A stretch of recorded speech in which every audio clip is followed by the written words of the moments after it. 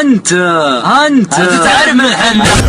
قوم بريطانية 5 قطرات البرية اذهب فاسأل التاريخ تلقى به ألف دليل. خشم العقاب صيدنا فوق السحاب فيها الخالق ما نهاب مثل الجبل ما نميل. It's been exactly 2,002 days since I last won a televised singles match. Yeah, I want you to think about that for a second.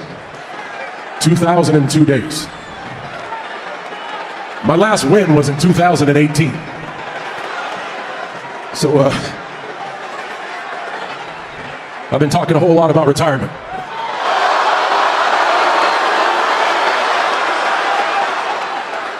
I just think it's time that we all face facts.